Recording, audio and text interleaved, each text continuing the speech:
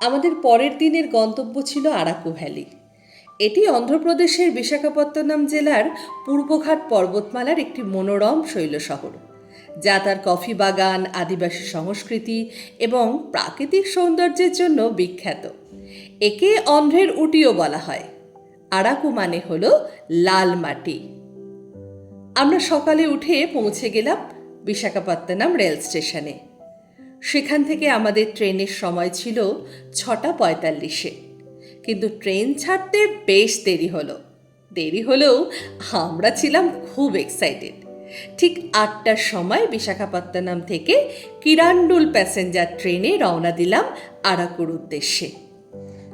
আরাকু যাওয়ার জন্য এই রেলপথটি সব থেকে উপযোগী, কারণ ট্রেনে যাওয়ার সময় চারপাশে প্রকৃতির যে অপরূপ সৌন্দর্য উপভোগ করা যায় তা সড়ক পথে হয় না।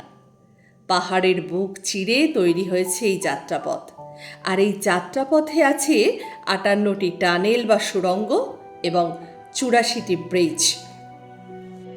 যাওয়ার সময় আমরা আরাকু অবধি না গিয়ে বোরাগুহালু স্টেশনে নেমে পড়লাম। ওখানে আগের থেকেই আমাদের গাড়ি ঠিক করা ছিল। প্রথমেই পৌঁছে গেলাম বোরা গুহায়। এটি আরাকু উপত্যকার অনন্তগিরি পাহাড়ে অবস্থিত। ভারতের অন্যতম বৃহত্তম ও গভীরতম চুনাপাথরের গুহা, যা প্রায় 15 কোটি বছরের পুরনো। 1807 সালে ব্রিটিশ ভূতাত্ত্বিক উইলিয়াম কিং জর্জ এটি আবিষ্কার করেন। বোরা শব্দটি ওড়িয়া ভাষা থেকে এসেছে, যার অর্থ হলো গর্ত, এবং গুহালু তেলেগু শব্দের অর্থ হলো গুহা। এই গুহাটি 80 মিটার গভীর। প্রায় 200 সিঁড়ি বেয়ে নেমে গেলাম আমরা গুহার ভিতরে। বিভিন্ন রঙের আলোর মেলায় গুহাটিকে যেন রঙিন করে তুলেছিল। সেখান থেকে আমরা পৌঁছে গেলাম কাটিকি জলপ্রপাত। এটি 50 ফুট উঁচু একটি ঝর্ণা।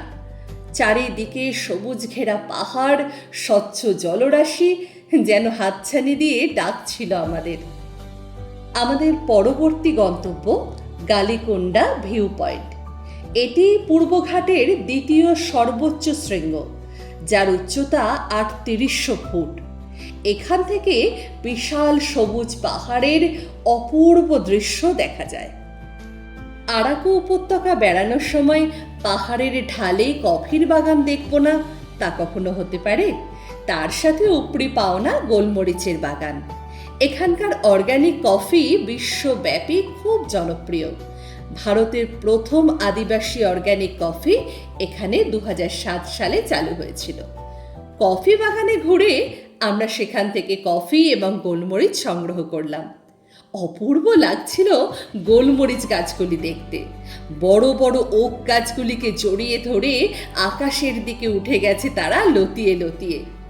আপাত দৃষ্টিতে পাতাগুলি দেখলে মনে হবে যেন পান পাতা। গোলমরিচ গাছের সৌন্দর্য আরও বাড়িয়ে তুলেছিল কফি বাগানের সৌন্দর্যকে। যখন সূর্য প্রায় অস্তাচলের পথে, দুপুর গড়িয়ে প্রায় বিকেলে আমরা এসে পৌঁছলাম চকোলেট কারখানায়। কিন্তু ভিতরের কোনো ছবি তোলার অনুমতি না থাকায় আপনাদের সাথে তা শেয়ার করতে পারলাম না। সেখানে ছিল ভিন্ন স্বাদের চকোলেটের সম্ভার, আর এর ঠিক পাশেই ছিল বোটানিক্যাল গার্ডেন। এটি পদ্মপুরম গার্ডেন নামেও পরিচিত। সারা দিন প্রকৃতির অপরূপ রং রূপ আস্বাদন করে মনে অফুরান তৃপ্তি নিয়ে চলে এলাম আরাকু স্টেশনে। সেখান থেকে আবার কিরান্ডুল প্যাসেঞ্জারে চেপে ফিরলাম আমাদের অস্থায়ী ঠিকানায়।